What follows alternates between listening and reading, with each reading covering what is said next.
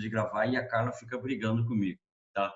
Então, para hoje, nós vamos abordar o pensamento dos chamados filósofos iluministas. Tá? E a partir do pensamento desses indivíduos ou desses filósofos chamados iluministas, nós temos assim uma ruptura com a tradição. Por favor, toda vez quando a gente fala ruptura com a tradição, é a ruptura com o pensamento eclesiástico ou uma ruptura com o pensamento sacro cristão.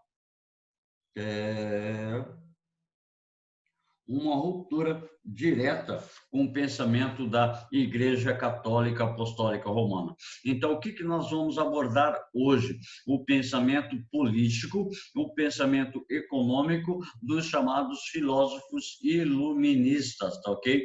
Que vai provocar uma crise no chamado Antigo Regime.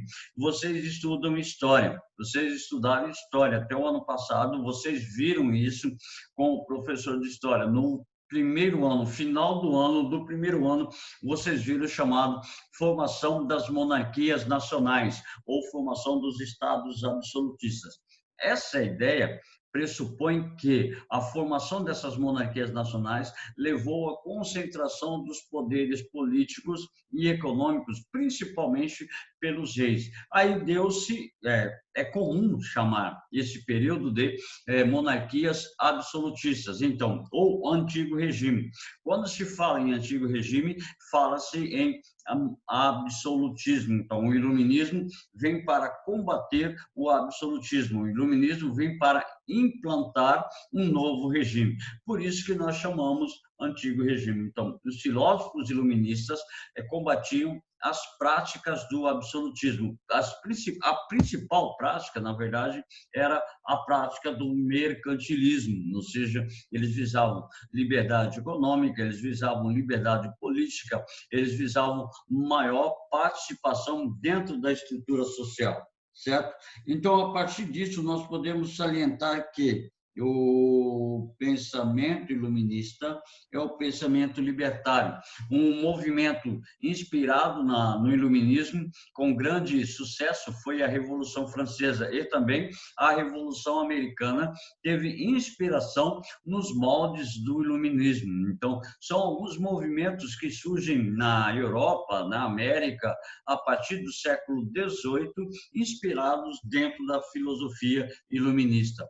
E por falar em iluminismo, assim, definição: movimento filosófico, intelectual e científico que contrariou as bases do antigo regime, ou seja, é um movimento intelectual que contrariou as bases das monarquias absolutistas, também chamado de século das luzes, esclarecimento ou ilustração, porque a partir do pensamento iluminista surgiu a ideia de que a Idade Média foi uma longa noite tenebrosa de 1000 anos. Alguém já deve ter ouvido essa expressão, uma longa noite tenebrosa de 1000 anos. Então, dentro desse pensamento, nós temos o surgimento dos esclarecidos. Os esclarecidos são aqueles homens, aqueles indivíduos que não tinham uma ligação direta com o pensamento da Igreja Católica Apostólica Romana. E ilustração, porque desenvolve dentro do pensamento moderno uma nova visão, uma iluminação, retirando o pensamento humano das trevas, da ignorância, e introduzindo uma certa iluminação do pensamento. Então, nós temos assim, o período de formação do chamado iluminismo, século XVII, século XVIII. Do século XVII, nós podemos considerar que, apesar dele não ser chamado de iluminista, René Descartes seria um precursor do iluminismo, porque René Descartes ele vai instituir o uso da razão para o desenvolvimento do conhecimento, para o desenvolvimento das práticas científicas. E o iluminismo nada mais é que a crença absoluta nesse elemento razão para poder chegar ao conhecimento, para poder estabelecer uma organização direta dentro da política, dentro do conhecimento, dentro da sociedade, dentro das relações econômicas, tá? Principais países, tá? Principais países de expansão do iluminismo. Claro, Inglaterra e depois França, tá? A maior parte dos filósofos iluministas eram franceses ou ingleses, mas uma grande quantidade realmente eram de franceses, certo? Quem? O iluminismo representou basicamente a forma da burguesia interpretar o mundo, pelo amor de Deus, tá? O século XVIII é chamado século da burguesia. Por isso, os pensadores, tá, iluministas, todos eles eram pensadores burgueses, todos eles eram pensadores que visavam o bem-estar político e econômico da burguesia, tá ok? Algumas características básicas do iluminismo são elas: racionalismo, tá? Crença absoluta na razão; cientificismo, estabelecer o conhecimento com uma base segura, baseada na ciência, porque a ciência iria permitir um grau máximo de certeza a respeito das minhas experiências, a respeito das minhas relações, tanto políticas quanto econômicas e sociais. Anti-absolutismo, uma crítica profunda ao centralismo do poder do rei, certo?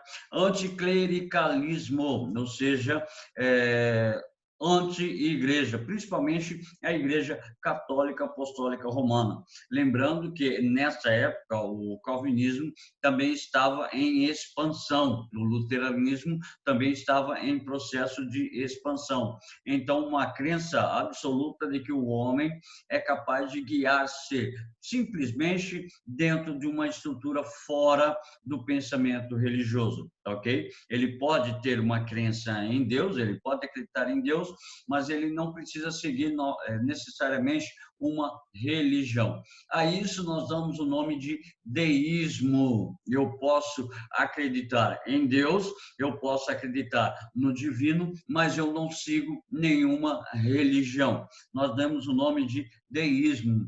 Isso vai ficar bem claro em Voltaire, tá ok? Então, a partir daí nós temos assim: o mundo só será livre quando o último rei for enforcado com as tripas do último padre. Palavras de François-Marie de Arouet, ou Barão de Voltaire.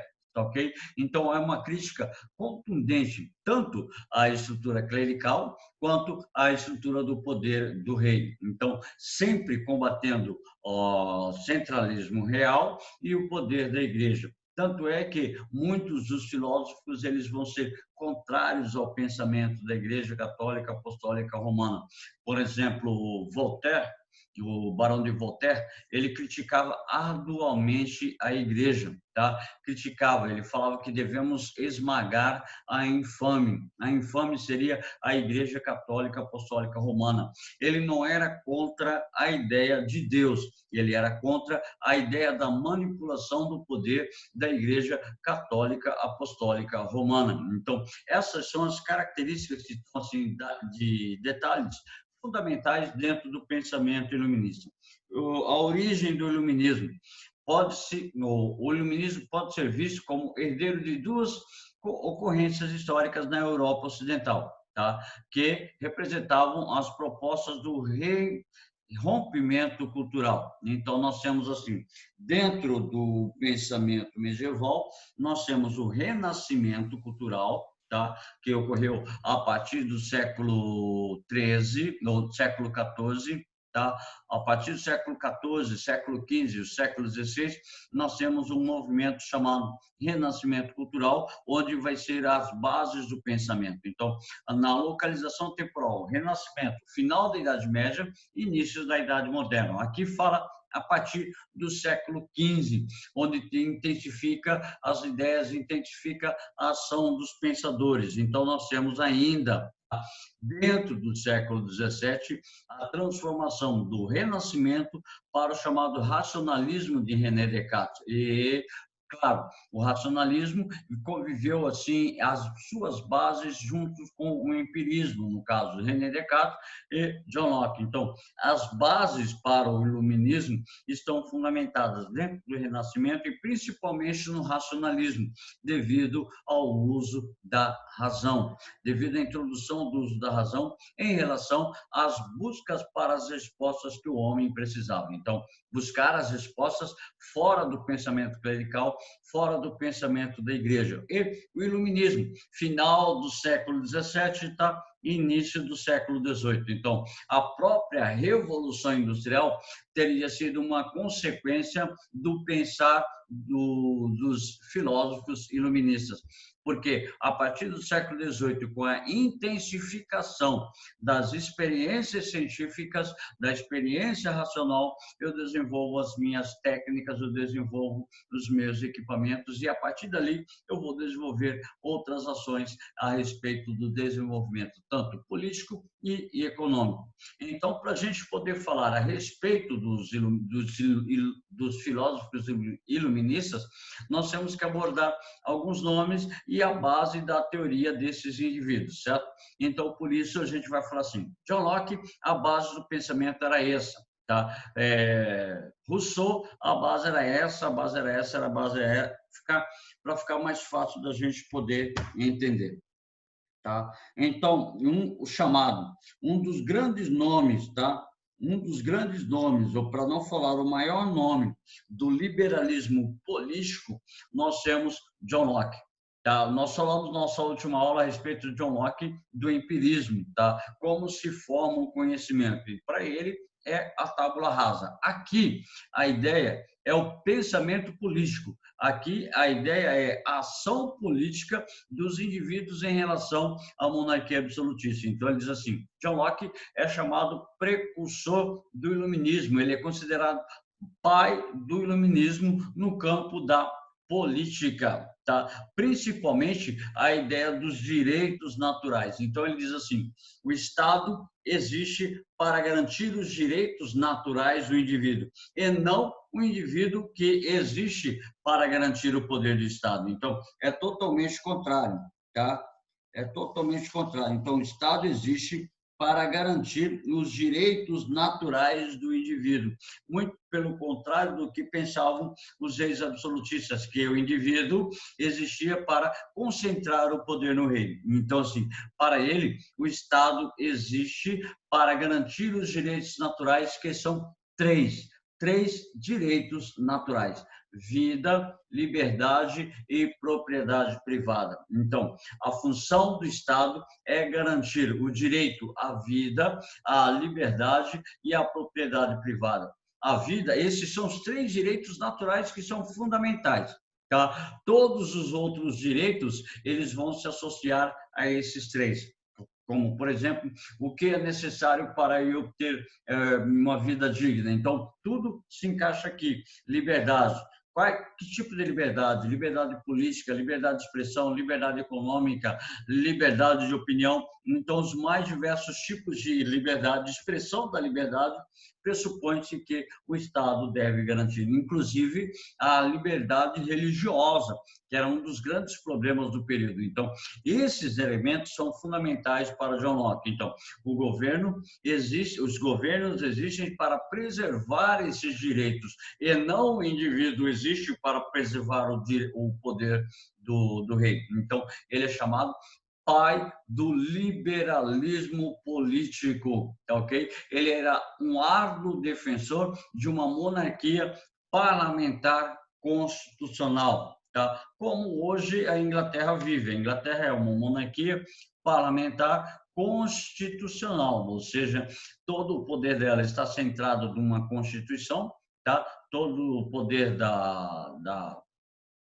do reino está centrado num conjunto de normas, regras, que ela é controlada pelo parlamento, ou seja, o parlamento tem mais poderes do que o próprio rei para tomar as decisões políticas e tomar as decisões econômicas.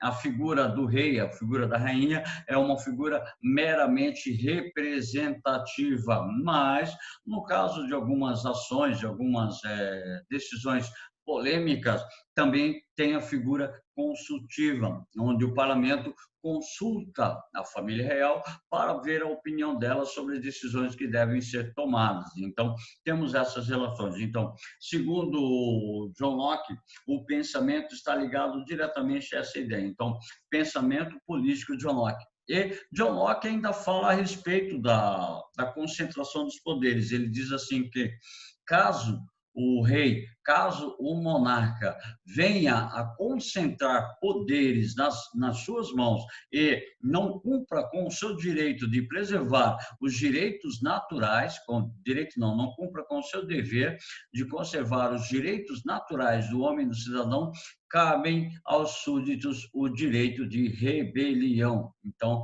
só que a gente tem que entender o seguinte, ele pregava o direito de rebelião, não uma rebelião armada, não uma rebelião propriamente dita entre arma de fogo, montar um exército, não.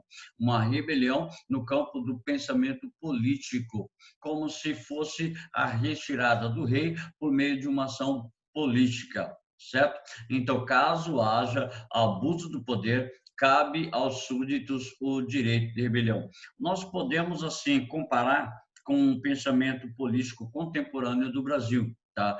De 1990 até hoje, nós tiramos 2 presidentes da República. Por quê? Segundo o pensamento político brasileiro, os 2 não estavam aptos a exercer a administração pública. Então, a população se rebelou por meio dos congressistas, por meio dos nossos deputados e senadores, e foi movida uma ação contra a administração desses 2 presidentes que foram retirados do cargo.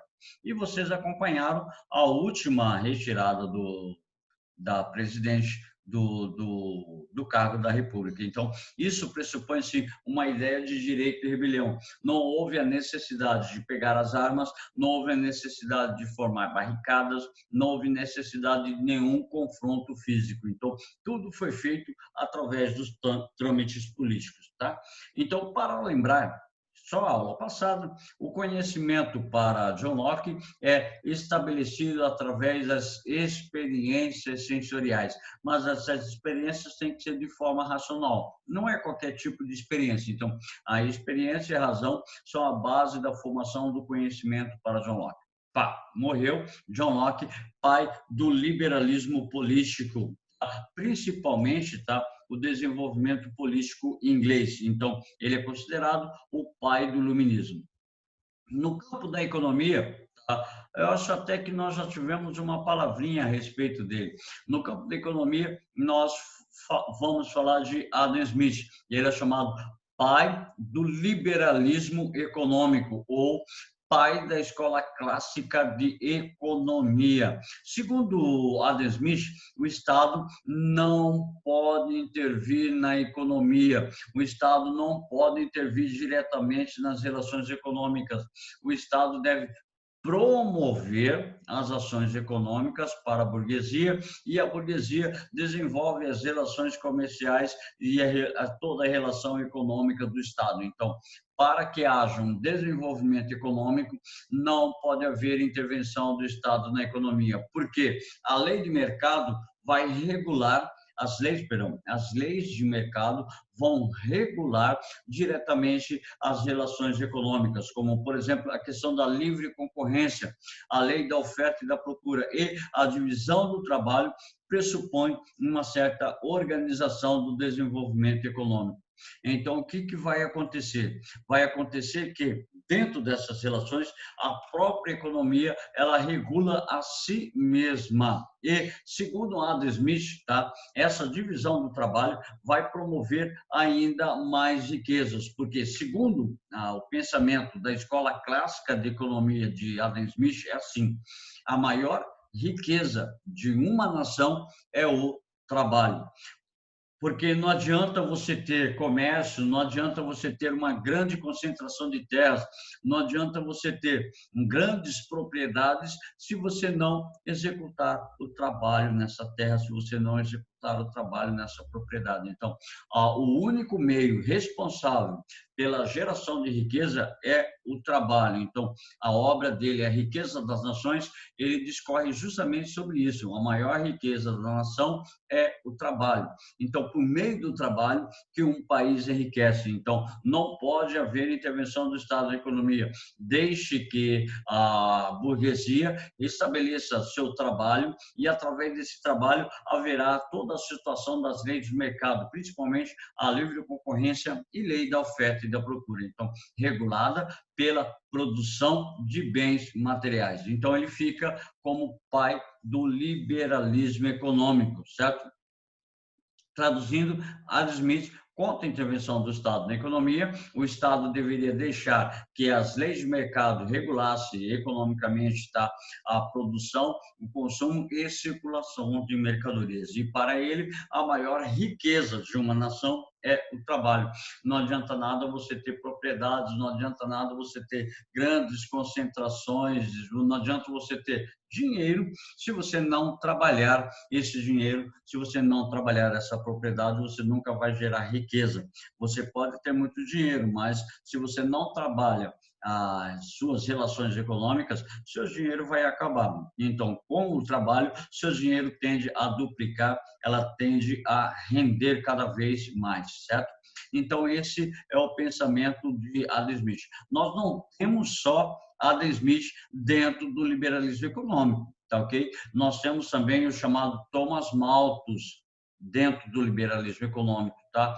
E Thomas Malthus, ele tem a ideia daquela situação de que a população cresce mais rapidamente do que a produção. A produção cresce numa progressão aritmética, ou seja, numa PA, e a população cresce numa progressão geométrica, ou seja, numa PG. Então, ele vai alertar os estados devido à regulação da produção em relação ao crescimento da população, para que não haja uma crise do abastecimento. Ele alerta o estado sobre algumas medidas que devem ser tomadas, tá?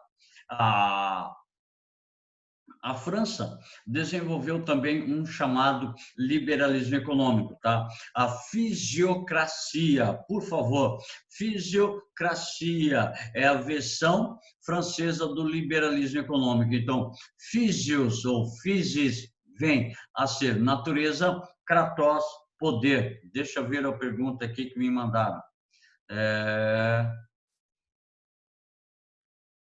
Quem dizia que o trabalho dignifica o homem? Aí é Karl Marx, é lá na frente, é século XIX, tá ok? Sociologia em Karl Marx. O trabalho dignifica o homem, tá? É uma questão da ideologia do pensamento da burguesia. Então, lá no século XIX, Karl Marx vai falar que o trabalho dignifica o homem, tá ok? Então, é lá na frente, é um outro assunto, é uma outra conversa, certo?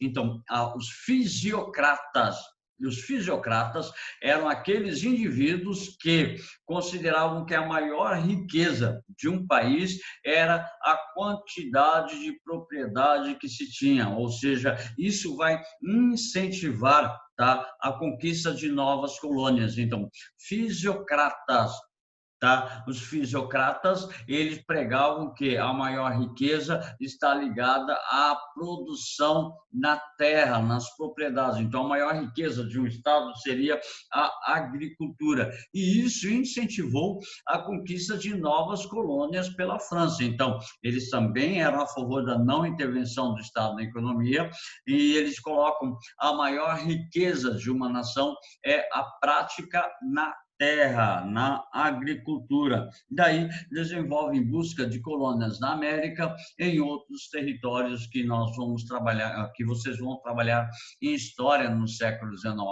Século XIX, a África e a Ásia. Século XVI, XVII até o século XVIII, nós temos a América, inclusive a formação de algumas colônias, tá? E extração de algumas matérias-primas da América para levar para a produção manufatureira na Europa. Então, nós temos assim os principais teóricos, tá? Os principais teóricos. Deixa eu marcar aqui, chegou atrasado. Quesnay, Gournay, Mirabeau, Dupont e Turgot. Lembrando que o último deles, Turgot, ele foi ministro das Finanças do rei Luís XVI, às vésperas da Revolução Francesa, ok? Então, esses teóricos, assim, quando cai na prova, fisiocracia, que muito pouco se cobra, tá? Geralmente cobra Turgot. Deixa eu ver aqui. Ah, Larissa, tem um estado que se chama estado de Laissez-faire, tá, né? Quais as características dele? Tá aqui, tá? Tá aqui. É a mesma característica do liberalismo econômico inglês. Só, laissez-faire, laissez-passer, le monde va lui-même, ou seja, deixar fazer, deixar passar, que o mundo, tá? A economia anda por si mesmo, tá? As características do Estado são não intervenção do Estado na economia, a adoção da política de mercado, a adoção de uma livre concorrência. Então, são as mesmas características, tá, do liberalismo inglês. Só muda a concepção que é do Estado. Henrique Bovo, aquilo que o trabalho dignifica o homem é a doutrina calvinista. Você falou como se fosse Marx. O Henrique Bovo, a doutrina calvinista, ela vai colocar o trabalho como vocação humana. Marx vai colocar o trabalho como uma dignidade do ser humano, que o trabalho iria dignificar o poder, a concentração do trabalho humano. Então, se você tem um trabalho, você é uma pessoa digna. Então, todo trabalhador deve exercer sua atividade. Isso como uma ideologia marxista, ou seja, uma forma de mascarar a dominação. A ideologia calvinista vai colocar o trabalho como uma vocação humana. Se você realiza sua vocação, ou seja, se você trabalha, Deus vai te abençoar com o lucro. Se você não trabalha, você é um desgraçado. Lembrando que o termo desgraçado significa sem a graça de Deus, certo? Então, a ideologia marxista coloca o trabalho como uma dignitude do ser humano, tá ok? Faz parte do pensamento calvinista, sim, mas como uma vocação. Como dignidade é um pensamento do século XIX, principalmente dentro da ideologia marxista, ok? Obrigado pela intervenção, mas está adequado ao pensamento de Marx também, certo? Larissa, então, a ideia fundamental, deixa eu pegar aqui,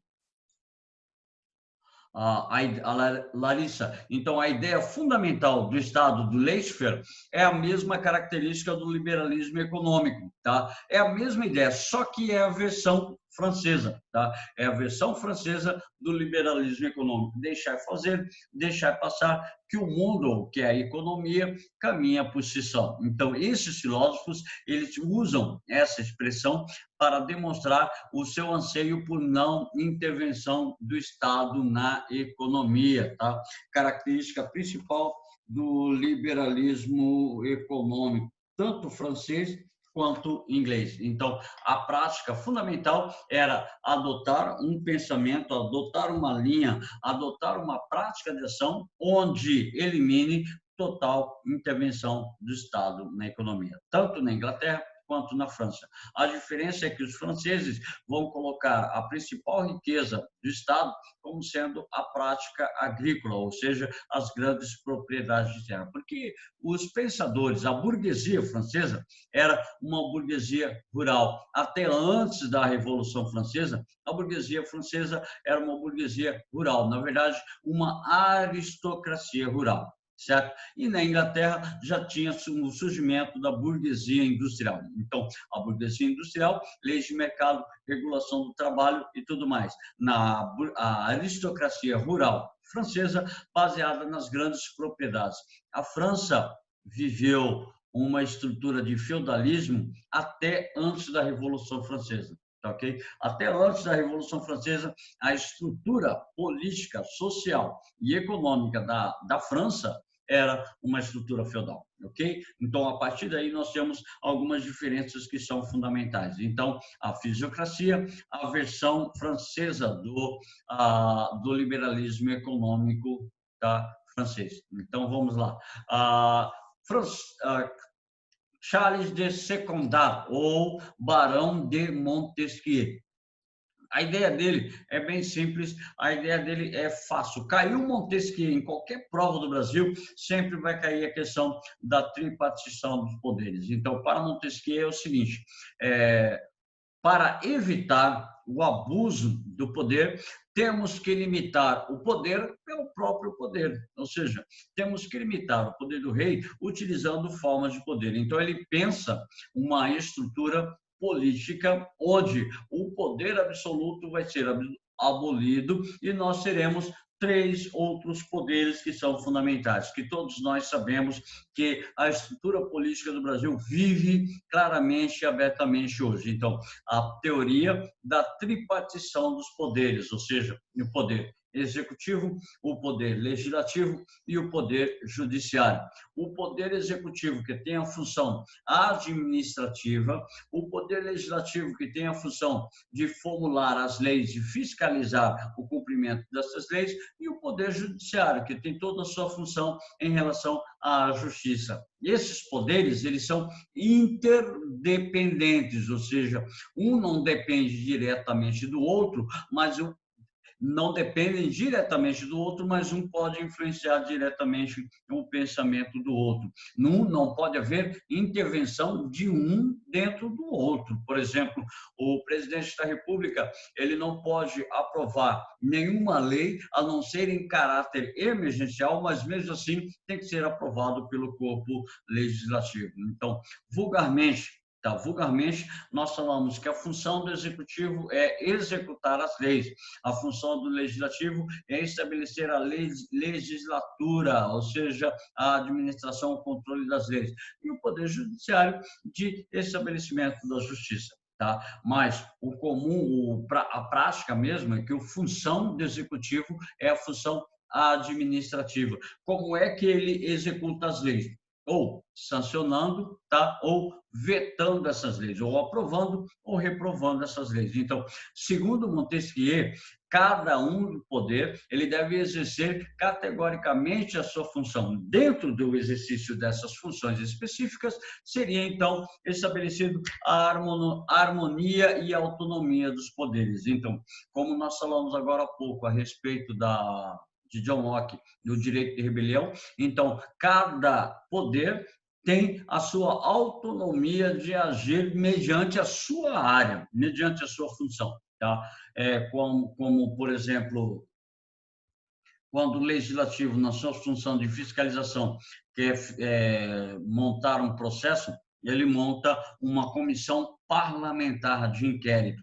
Quando quer envolver outros poderes ou outras forças ou forças auxiliares em relação ao seu processo, ele cria uma CPMI, Comissão Parlamentar Mista de Inquérito, que pode envolver o corpo judiciário, que pode envolver Polícia Federal, que pode envolver diversas outras instituições dentro da estrutura do pensamento da fiscalização e da manutenção da ordem dentro do país. Então, executivo, legislativo, judiciário, onde todos os três poderes estarão submissos perante a lei. Nenhum dos poderes estão acima da lei. O presidente, ele não está acima da lei, como, por exemplo, a lei ela é exercida pela presidência da República e não pelo presidente. O presidente é um representante do cargo político, então ele está ali como representante do cargo político. Por isso, ele não deve ter poderes absolutos. Ele tem, claro, o direito de opinião dele, ele pode tentar fazer muitas ações por si, mas as ações dele são barradas pelo legislativo, são barradas pelo judiciário, certo? Então, haverá uma autonomia de cada poder, tá? E tem que haver uma certa harmonia entre os três poderes e todos estão submissos perante a lei, certo? Beleza, Barão de Montesquieu, os três poderes. Lembrando que o Brasil Durante o século XIX, século de expansão das ideias iluministas, século de expansão das ideias de Montesquieu no cenário econômico, no cenário político e tudo mais, o Brasil passa por uma experiência, assim, muito trágica, chamada o quarto poder, que seria o poder moderador, que vocês estudam no Brasil, Segunda República. Tá, ok? A partir de 1840, o Brasil apresenta o tal chamado poder moderador, que foi resgatado do Dom Pedro I. Então, o poder moderador dava poderes únicos e exclusivos ao imperador para nomear, para cancelar, para fechar o parlamento dentro do Brasil. Então, o poder moderador dava plenos poderes ao imperador para que ele estivesse acima dos outros poderes, tá, ok? E um cara assim muito famoso, muito conhecido, François-Marie de Arouet, ou Barão de Voltaire, também francês, tá? Ele é o principal crítico a respeito da liberdade da expressão. Ele criticava a intolerância da Igreja Católica em relação à liberdade de opinião. Ele criticava a intolerância exercida pelo poder da Igreja Católica em relação à liberdade de expressão dos seus determinados súditos, tá? Ou dos determinados cidadãos. Segundo Voltaire, segundo o Barão de Voltaire, duas críticas são fundamentais: a intolerância e a chamada superstição. A intolerância por não considerar o pensamento do outro, a liberdade do outro, e a superstição, que seria uma crença desnecessária, instituída pela Igreja para dominar, para manter o controle sobre os indivíduos. Daí ele se autodeclara deísta. Ou seja, eu acredito em Deus, eu tenho uma crença, mas eu não tenho nenhuma religião. Então, a crítica do deísta é a crítica à instituição religião. Eu posso muito bem ter uma crença em Deus, eu posso muito bem acreditar no ser superior, sem a necessidade de uma mediação religiosa. Tá, ok? Então, a maior crítica dele. E um desejoso da chamada igualdade jurídica. Por favor, ele vai pegar um princípio grego chamado isonomia, igualdade de todos perante a lei. Segundo Voltaire, não importa se é um burguês, não importa se é o rei, não importa se é um cidadão comum, ele tem os mesmos direitos perante a lei, certo? Então, igualdade jurídica ou isonomia. E principal, já falamos, mas principal crítico da liberdade de expressão. Ele dizia uma célebre frase muito bacana: posso não concordar com nenhuma das palavras que dizeis, mas defenderei até a morte o teu direito de dizer. Eu posso não concordar com você, mas eu tenho que defender o seu direito de poder expressar aquilo que você tem. Então, segundo o François-Marie de Arouet, ou Barão de Voltaire, a crítica à liberdade de expressão, defensor da igualdade jurídica, o maior crítico do pensamento da Igreja, e propunha uma chamada monarquia ilustrada, onde o monarca iria seguir os preceitos da filosofia iluminista, como liberdade política, liberdade de expressão, liberdade de religião, fundamentos da não intervenção do Estado na vida particular do indivíduo. Então, esses indivíduos, eles começam a plantar a semente da chamada não intervenção do Estado na economia. Eu vou passar só um pouquinho para a gente ver se a gente adianta um pouquinho o nosso conteúdo, certo? Aí depois a gente começa a nossa aulinha de redação. Então, falta só esse cara para a gente poder encerrar, e mais um pensamento rapidinho, cerca de no máximo 5 minutos para a gente poder encerrar, certo?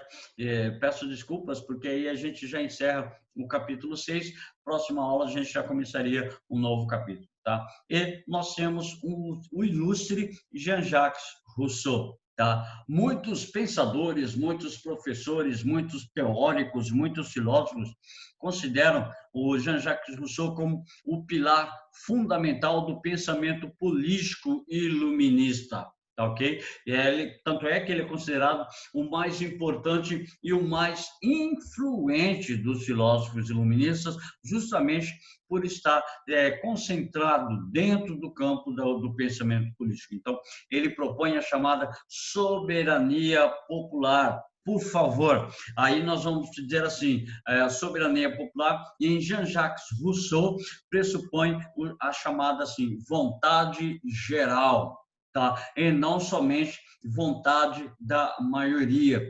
Vontade geral é totalmente diferente de vontade da maioria. Porque, por exemplo, se você está numa sala de aula, você vai tomar uma decisão. Vamos votar a respeito da formatura do terceiro ano. A formatura será no dia tal ou no dia tal, do dia A ou dia B. Então, a maioria vota no dia A, tá? A minoria vota no dia B. Então, não é vontade geral. A vontade geral pressupõe o máximo possível de indivíduos que pressupõem a decisão. E mesmo ainda, dentro desse caráter de vontade geral, pressupõe-se que todos os indivíduos vão tomar as suas decisões, têm que tomar as decisões. Então, por exemplo, o sufrágio no Brasil é sufrágio universal, o direito de voto é o direito universal, mas ainda não pressupõe necessariamente um direito de vontade geral, porque alguns são excluídos, como, por exemplo, maiores de 60 anos, eles têm o voto chamado voto opcional o voto, como alguns indivíduos abaixo de 18 anos, que também o voto é opcional. Então, não seria a vontade da maioria, ou vontade geral, e sim a vontade da maioria dentro do sistema político que nós vivemos. Então, para ele, é o defensor árduo da democracia. Então, o poder emana do povo. Então, quando eu coloco um presidente da República, tudo que ele fizer, ele deve fazer visando, tá, as condições da população. Eu estou falando população, não estou falando só da questão da pobreza, não estou falando só a questão da burguesia, porque um Estado, tá, adequado, ele atende tanto os interesses da população em geral, como os interesses da própria burguesia. Então, ele não fica centrado somente numa parcela da população. Então, é ele que desenvolve aquela ideia ou a teoria do chamado o bom selvagem, ou seja, o homem nasce bom e a sociedade o corrompe. Não que o homem ele é corrompido pela sociedade, porque não teria lógica a sociedade corromper o indivíduo e depois a própria sociedade punir o indivíduo. Então, a ideia fundamental é a seguinte, que o homem em vida social, o homem vivendo em sociedade, ele torna-se ganancioso, tá? Ele torna-se egoísta e ele quer se sobressair aos demais indivíduos da sociedade. Então, dentro do pensamento de Rousseau, o homem nasce bom e as condições econômicas, as condições políticas, as condições sociais desse indivíduo na vida em sociedade permite que ele torne-se ganancioso, permite que ele torne-se cada vez mais o camarada atrás do pensamento da sua condição de superioridade. Ele quer tornar-se superior em relação ao seu pensamento. Fala, Carla. Fala, Carla.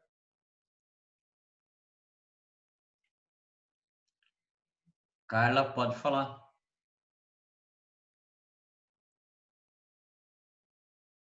Carla.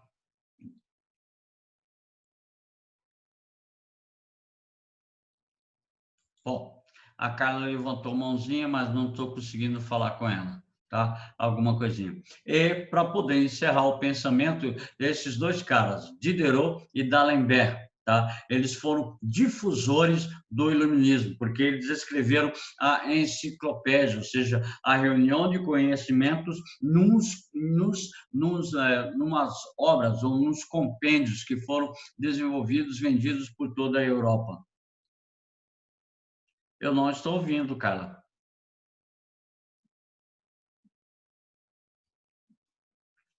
A frase.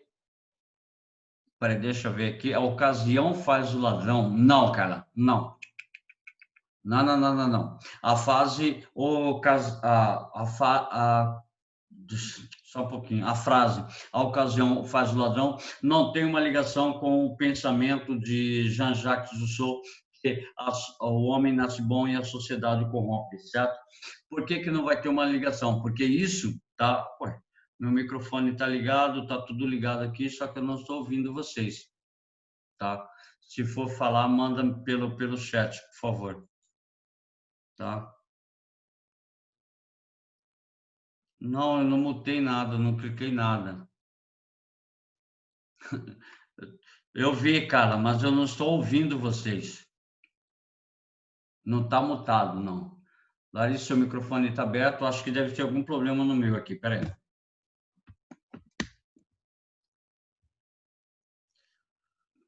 Carla, fala, Carla. Não, vocês não estão mutados, não. Está tudo liberado aqui, só que eu não estou ouvindo. E meu microfone está ok. Carla, não estou te ouvindo, Carla. Fala pelo chat, por favor.